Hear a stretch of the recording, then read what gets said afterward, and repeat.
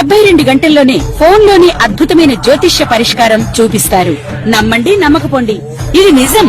శ్మశాన కాళి రుద్ర చౌడీదేవి ఆరాధకులు నంబర్ 1 వశీకరణ స్పెషలిస్ట్. గురూజీ మనిషి పుట్టుక నుండి చనిపోయే వరకు వచ్చే అన్ని క్లిష్టమైన సమస్యలకు పరిష్కారం ఇక్కడ లభిస్తుంది. విద్య, ఉద్యోగం, వ్యవహారం, స్త్రీ ప్రేమ, పెళ్లి, సంతానం, స్త్రీ పురుష వశీకరణం, భూవశం, భార్యాభర్తల కలహాలు, కోర్టు సమస్యలు, విడాకుల సమస్యలు, చేతబడి, అప్పుల బాధ, ఇంకా మీకు ఎలాంటి సమస్యలు ఉన్నా 72 గంటల్లోనే శాశ్వత పరిష్కారం చేయబడును. మాత్రే నమః. శ్రీ గురుభ్యో నమః. తదుపరి మిథున రాశి. మిథున రాశి వారికి సంబంధించి ఈ యొక్క మహాలయ పక్ష కాలమునందు ఎలా ఉండబోతుంది, ఎలాంటి జాగ్రత్తలు తీసుకోవాలి, ఏ ఏ కార్యక్రమాలు చేయాలనే విషయాన్ని ఇప్పుడు మనం తెలుసుకుందాం. మిథున రాశి వారికి సంబంధించి చూసుకుంటే బుధుడు రాశ్యాధిపతి. బుధుడు ఎప్పుడూ కూడా 1వ స్థానం అంటే లగ్నంలో కానీ లేదా 8వ స్థానంలో కానీ మీ పర్సనల్ జాతకంలో ఉండకూడదు. లేదా మీ లగ్నాధిపతి గనక 6, 8, 12వ స్థానంలో ఉండకూడదు. లేదు శుక్రుడు కానీ రాహువు కానీ ఈ యొక్క ముఖ్యంగా రాహువు అయితే 9వ స్థానంలో ఉండకూడదు. సూర్యుడు రాహువు కలిసి 9వ స్థానంలో అసలు ఉండకూడదు. వీటితో పాటు శుక్రుడు రాహువు కలిసి ఉన్న మీ జాతకంలో, మీ పర్సనల్ జాతకంలో శుక్రుడు రాహువు శని కలిసి ఉన్న అది కూడా పితృదోషం కింద తీసుకోవచ్చు. కుజగ్రహం కనుక 1, 2, 4, 7, 8, 12వ స్థానాల్లో సంచారం చేస్తూ ఉన్న అది కూడా పితృదోషమే. ఈ పితృదోషాలు ఉండడం చేత విశేషమైనటువంటి నష్టములు కలుగుతాయి. విశేషమైనటువంటి జరగాల్సిన పనులు జరగవు. పిల్లలు, సంతానం, వివాహం, ఎన్నో రకాలైన ఇబ్బందులు. కాబట్టి ఉన్నటువంటి పితృపక్షంని సద్వినియోగం చేసుకోండి. చేయాల్సిన కార్యక్రమాలన్నీ చేయండి.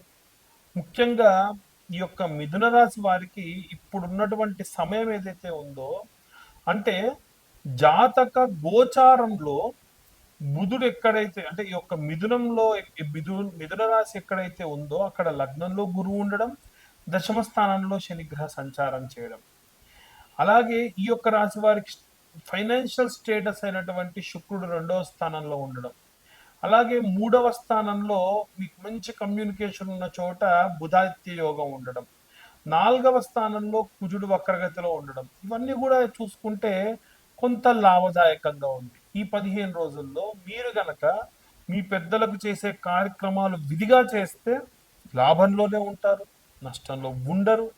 కాబట్టి ఇవన్నీ మరి ఎలా తెలుసుకోవాలండి? మా జాతకంలో అసలు పితృదోషం ఉందా లేదా అని ఎలా తెలుసుకోవాలంటే మీ పేరు, date of birth, time, place కింద ఉన్న నెంబర్కి వాట్సాప్ చేయండి. 2025 రూపాయలు చెల్లిస్తే వారికి డీటెయిల్డ్గా జాతకం ఒక 70 పేజీల్లో ఇవ్వడం జరుగుతుంది. వీటితో పాటుగా విశేషంగా ఈ నెల ఎవరైతే జాతకం చెప్పించుకుంటారో జాతకం చెప్పించుకున్నటువంటి వారికి కూడా నేను మీ జాతకం చెప్పించుకున్నటువంటి ఆ యొక్క పీడిఎఫ్ ఫైల్ పంపించడంతో పాటుగా మీకు ఒక జ్వాలాముఖి మాల కూడా పంపిస్తాను. అది కేవలం జాతకం చెప్పించుకున్న వాళ్ళకు మాత్రమే, 2025 రూపాయలు కట్టినటువంటి వాళ్ళకు మాత్రమే. పితృదోషాలకు కూడా చాలా మంది చాలా డబ్బు వెచ్చిస్తూ ఉన్నారు. గోకర్ణ క్షేత్రంలో ఆలయ ప్రధాన పూజారితోనే మనం విశేషంగా అన్ని రకాల పితృదోషాలు కూడా 15 నుండి 21,000 రూపాయల మధ్యలోనే పూర్తి పూజలన్నీ చేసుకోవచ్చు. అనవసరమైనటువంటి ఖర్చు ఎక్కువగా పెట్టి ధనం నష్టపోకండి. ఇక అందరూ కూడా ఈ మహాలయ పక్షాన్ని ఎలా సద్వినియోగం చేసుకోవాలి, అసలు పుణ్యం ఎలా మనదాకా వస్తుందనే విషయాన్ని ఇప్పుడు మనం తెలుసుకుందాం. మన యొక్క జీవితంలో మనము ఉత్తమ గతులు చేరాలి, మన జీవితంలో మనకి సరైనటువంటి అవకాశం లభించట్లేదు, మన జీవితంలో మనం ఎన్ని ప్రయత్నాలు చేసినా సరే ముందుకు వెళ్ళలేకపోతున్నాం. వ్యాపారం ప్రారంభిస్తే నష్టాలు బాగా జరుగుతున్నాయి, సంతానం కోసం ప్రయత్నిస్తే సంతానం అందట్లేదు, వివాహం కోసం చూస్తే పిల్లలకు పెళ్ళిళ్ళు అవ్వట్లేదు, ఎందుకు ఇలా జరుగుతుంది అని చాలా మంది ఇబ్బంది పడుతూ ఉంటారు. ముఖ్యంగా అండి, నేను ఉదాహరణకు మీకు ఒక విషయం చెప్తా బాగా అర్థమవుతుంది. నాకు తెలిసిన ఒక వ్యక్తిని చూశాను, కలిసా, మాట్లాడా. ఆయన ఏనాడు పెద్ద పెద్ద పూజలు చేసిన వాడు కాదు. ఎవ్వరికి అంత పెద్ద పెద్ద సహాయం చేసిన వాడు కాదు.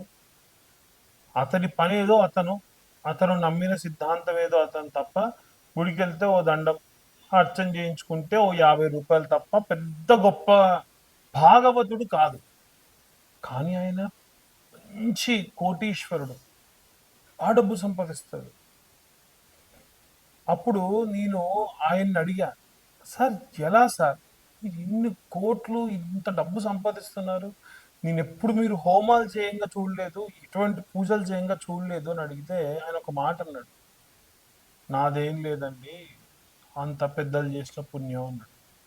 అంటే మీ తండ్రులు వారి తండ్రులు చేసిన పుణ్యము మీకు భాగంగా వస్తుంది. మీరు స్పెషల్గా చేయాల్సిందేం లేదు. మన తల్లిదండ్రులు మనకి ఆస్తి, అంతస్తు, అలాగే రోగములు కూడా వంశపారంపర్యంగా ఎలా ఇస్తున్నారో పుణ్యం కూడా అలాగే ట్రాన్స్ఫర్ అవుతుంది. ఇంకొంతమంది ఎన్ని పనులు చేసినా ఏమి కావు, ఎన్ని పూజలు చేసినా ఏమి కావు. దీనికి కారణం ఏంటంటే పితృదేవతలకు మనం సమర్పించేటువంటి, వారికి ఇచ్చేటువంటి, కనీసంలో కనీసం చేసేటువంటి మహాలయ పక్షంలో పితృతర్పణాలు, తిల ఉదకాలు, పిండ ప్రదానాలు. పితృతర్పణం అంటే నువ్వులు నీళ్లు వదిలిపెట్టడం. పిండ ప్రదానం అంటే ఇంతంత ఒక అన్నం ముద్దలా చేసి మన తండ్రికి, మన తాతకి, మన ముత్తాతకి వారి పేర్లు చెప్పి మనం వారికి ఈ యొక్క మహాలయ పక్షంలో పెట్టడం. అసలు ఈ మహాలయ పక్షం ఏంటి, ఇప్పుడు నేను చెప్పిన దానికి దీనికి సంబంధం ఏంటి అంటే, మన తల్లిదండ్రులు ఏమైనా పుణ్యం చేసి, మన తాత ముత్తాతలు ఏమైనా పుణ్యం చేసి చనిపోయి ఉంటే అక్కడికి వెళ్ళిన తర్వాతకి అక్కడ, అయ్యా నీ పుణ్యం ఉంది కదా, నీ పుణ్యం ఎవరికి ఇవ్వాలంటే నా నా మనవళ్ళు, నా పిల్లలు ఎవరైనా తిల తర్పణాలు వదిలినా, ఎవరైనా పిండ ప్రదానాలు చేసినా, ఒకవేళ నా తద్దినం అంటే నేను చనిపోయిన తిథి వాళ్ళకి తెలవకపోతే మహాలయ పక్షం అనేది ఒకటి వస్తుంది కదా, ఆ మహాలయ పక్షంలో నీ చవితి రోజు చనిపోతే చవితి నాడు, పాడ్యమి నాడు చనిపోతే పాడ్యమి నాడు, పంచమి నాడు చనిపోతే పంచమి నాడు, ఇలా ఎవరైనా సరే ఆయా తిథులలో గనక నా కోసమని తిల తర్పణాలు కానీ, తిల తర్పణం అంటే నువ్వులు నీళ్ళు వదిలిపెట్టడం, పిండ ప్రదానాలు అంటే ఇంతంత పిండి ముద్దతో, అన్నం ముద్దతో పిండం చేసి ఆ వాటిపైన నువ్వులు నీళ్ళు వదిలిపెట్టడం. అసలు మాకు తిథి తెలవదు, వారం తెలవదు, నక్షత్రం తెలవదు అనుకునేటువంటి వాళ్ళు ఈ యొక్క అమావాస్య, మహాలయ అమావాస్య వస్తుంది. ఆ మహాలయ అమావాస్య నాడు గనక ఎవరైనా సరే ఈ కార్యక్రమాలు చేసినా వాళ్ళు చేసిన పుణ్యం అనేటువంటిది వస్తుంది. మీరు ఈ కార్యక్రమాలు చేయలేదు, నేను ఇంటికి పెద్దోని కాదండి, మా అన్నయ్య చేస్తాడు, మా తమ్ముడు చేస్తాడు, మేమెందుకు చేయాలి, నేను ఇంటికి మధ్యవర్తిని, మధ్యలో ఉంటా, నేను మధ్య కొడుకుని, అసలు నాకు వీటి మీద నమ్మకం లేదు, ఇలా అంటే మీకు పిల్లలు పుడతారు కానీ మాకు పెళ్ళిళ్ళు కావు. మీ సంతానం కలుగుతుంది కానీ ఆ సంతానం అనేటువంటి వాడు అంగవైకల్యంతో పుట్టడము, మీ పుట్టినటువంటి పిల్లలకు ఎన్నో రకాలైనటువంటి ఇబ్బందులు కలగడము, ఇలా ఒకటి కాదండి చాలా రకాలైనటువంటి ఇబ్బందులు కలుగుతాయి.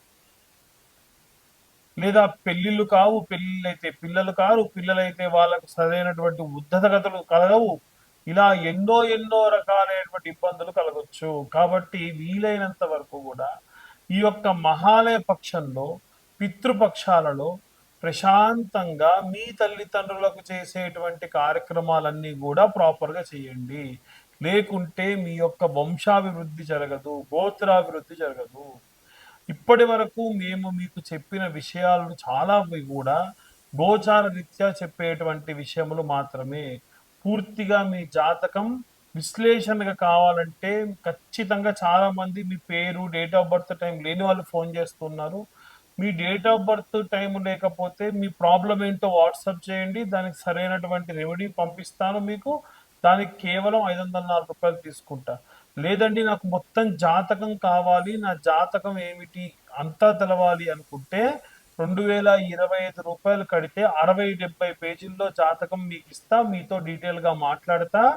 దానికి కాను నేను ఛార్జ్ చేసేది 2025 రూపాయలు ఛార్జ్ చేస్తా. డీటెయిల్డ్గా జాతకం విశేషంగా తెలుసుకోవచ్చు. ఇవి ఈ యొక్క పితృపక్షాలలో ప్రతి రాశి వాళ్ళు, అసలు పితృదోషాలుంటే ఇవి అన్ని పోగొట్టుకోవడానికి నారాయణ బలి లాంటి పెద్ద పెద్ద పూజలు చేయించాలి. అలాంటివి చేయించకుండా మనం ప్రశాంతంగా ప్రతి సంవత్సరం వచ్చేటువంటి మహాలయాల్లో ఈ యొక్క తిలదర్పణాలు చేసుకోవడం చాలా మంచిది. ఇంకొకటి ఏమిటంటే, ఎవరైతే ఈ నెల జాతకం చెప్పించుకుంటారో జాతకం చెప్పించుకున్న వారికి ఈ యొక్క జ్వాలాముఖి మాల కూడా ఇవ్వడం జరుగుతుంది. ఆసక్తి కల వారి కింద ఉన్న నెంబర్కి కాంటాక్ట్ చేయొచ్చు. సర్వే జనా సుఖినో భవంతు, స్వస్తి. అసలు పితృపక్షం అంటే ఏంటి? ఈ పితృపక్షాన్ని ఎందుకు పెట్టారు? అసలు పితృదేవతలు చేసిన పుణ్యం మనకెలా వస్తుంది? అసలు పితృదోషాలు ఉంటే మన ఇంట్లో ఏ ఇబ్బందులు వస్తాయి?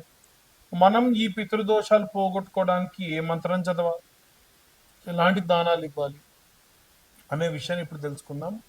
విశేషంగా పితృదోషాలు అనేవి ఎలా వస్తాయి, ఎలా పోతాయి, అసలు పితృదేవతలకు మనం ఎలా చేస్తామంటే, మనకు ఒక సంవత్సరం అయితే పితృదేవతలకు ఒక రోజు, ఆ రోజున వారికి గనక మనం కరెక్ట్గా భోజనం పెడితే వాళ్ళకు ఆ రోజు ఆకలి తీరుతుంది. వాళ్ళు చేసిన పుణ్యం మన పిల్లలకు, మన ముందు ముందు తరాలకు వస్తాయి.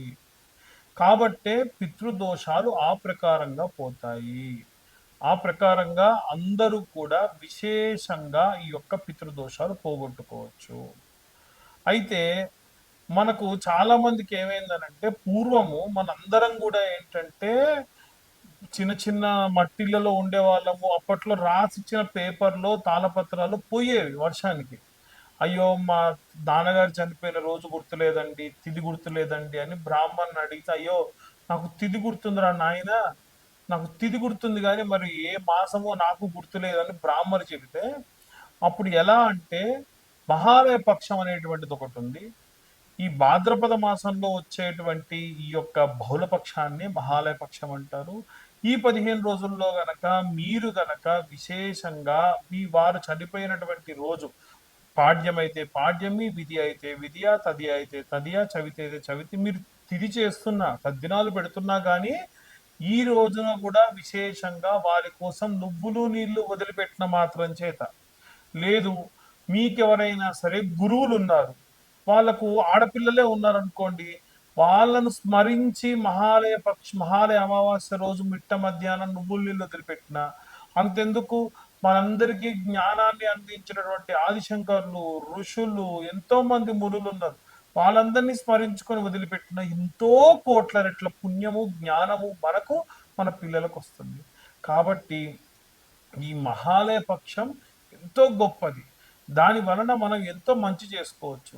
అయ్యా మేము గృహప్రవేశాలు చేసామండి, గృహప్రవేశాలు చేస్తే మరి ఇది చేయొచ్చా? నిర్మోహమాటంగా చేయొచ్చు. అసలు మన పెద్దల పుణ్యం లేదు, మనం ఇల్లు ఎలా కట్టుకుంటాం, పిల్లల పెళ్ళిళ్ళు ఎలా చేస్తాం? లేదండి మా అమ్మాయిని నేను కాలుగడి కన్యాదానం చేశాను, మన కన్యాదానం చేస్తే ఆ పుణ్య ప్రతిఫలం రాదంట కదా, తప్పు మాట. ఎట్టి పరిస్థితుల్లో కన్యాదానం చేసిన వాళ్ళు కూడా చెయ్యాలి. మీ అన్నదమ్ములు చేస్తుంటే వాళ్ళతో పాటు కూర్చోవాలి, వాళ్ళతో పాటు తిల ఉదకాలు వదిలిపెట్టాలి, ఖచ్చితంగా చెయ్యాలి. ఈ తద్దినాలు చెయ్యము, మా పితృదేవతలకు చేయమనంటే అది వంశాన్ని కట్టి కుదిపేస్తుంది, చాలా పెద్ద దోషం. ఒకవేళ మేము పెళ్లి చేసామనో, మేము ఇల్లు కట్టుకున్నామనో, మా కోడలు ఉదాహరణ కొంతమందికి 9వ నెల ఉంటుంది కోడలు, మా 9వ నెల కోడలు ఉందండి, వదిలిపెట్టాల్సిందే, నువ్వులు నీళ్ళు వదిలిపెట్టాల్సిందే, ఏ తప్పు లేదు దాంట్లో, ఏ దోషం లేదు. ఎవరన్నా చెబితే కూడా తప్పు. కొంతమంది యజ్ఞాలు, హోమాలు, పెళ్లిళ్ళు చేసుకునే ఇల్లులుంటే పిండాలు మాత్రమే పెట్టకుండా తిల ఉదకాలు వదిలిపెట్టండి అని చెప్తారు. అది శాస్త్రంలో ఒక చిన్న నియమం మాత్రమే తప్ప అసలు కార్యక్రమమే చేసుకోకూడదు. చాగంటి గారు లాంటి వారు కూడా ఎన్నో సందర్భాల్లో చెప్పారు, అందరూ కూడా చేసుకోవాలి. దయచేసి పితృపక్షాల్లో మనం బ్రాహ్మణులకు ఇచ్చేటువంటి తిథి అన్ని చేసుకోవాలి. లేదండి మాకు తిథి తెలవదు, వారం తెలవదు, నక్షత్రం తెలవదు, ఏ రోజు చనిపోయారో అన్న వాళ్ళు మహాలయ అమావాస్య రోజు పెట్టుకోవాలి. అయితే మేమన్నీ కూడా కరెక్ట్ గానే పెడుతున్నామండి. జాతకరీత్యా మాకు పితృదోషం ఉందండి. మేము పితృదోష నివారణ పూజలు కూడా చేయించామండి అనే వాళ్ళు కొంతమంది ఉంటారు. కొంతమందికి ఒక చిన్న భయం ఉంటది లోపల. నేను వాళ్ళకి తిల తర్పణాలు, పిండ ప్రదానాలు చేసేటప్పుడు ఏదో తప్పు చేశానేమో, నేను శుద్ధత పాటించలేదేమో అన్నటువంటి భయం, ఇబ్బంది ఉంటుంది కదా. వాళ్ళు ఒక మంత్రం, 2 మంత్రాలు ఉంటాయి. ఆ మంత్రం చదువుకోవాలి. ఆ మంత్రం ఏమిటో ఇప్పుడు మీకు క్లియర్గా నేను చూపిస్తా. వీలైతే ఈ మంత్రాన్ని అందరూ కూడా చూడండి, అందరికీ కూడా కనిపిస్తుంది అని నేను అనుకుంటూ ఉన్నానండి. ఈ మంత్రం వీలైతే స్క్రీన్ షాట్ తీసి ఈ మంత్రాన్ని అందరూ కూడా చదువుకోండి. ఓం శ్రీం పితృదోష నివారణాయ కేశం హన హన సుఖం శాంతిం దేహి పద్ స్వాహ. ఈ మంత్రం ఈ మహాలయ పక్షంలో, ఒకవేళ ఇది టెలికాస్ట్ అయ్యేసరికి మహాలయ పక్షంలో 5 రోజులు పూర్తయినా పర్వాలేదు, అమావాస్య నాడు విశేషంగా ఈ మంత్రం చదివితే మంచిది. ప్రతిరోజు చదువుకోవచ్చు. కేవలం 21 సార్లు చదివితే చాలు. మళ్ళొకసారి చూడండి. ఓం శ్రీం పితృదోష, ఓం శ్రీ పితృదోష నివారణాయ కేశం హనహన సుఖం శాంతిం దేహి పద.